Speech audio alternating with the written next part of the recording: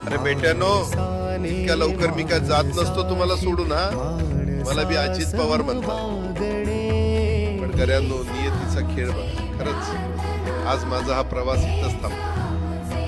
मी नेहमी म्हणायचो, राजकारण आपल्या जागी आहे, पण काम महत्वाचं.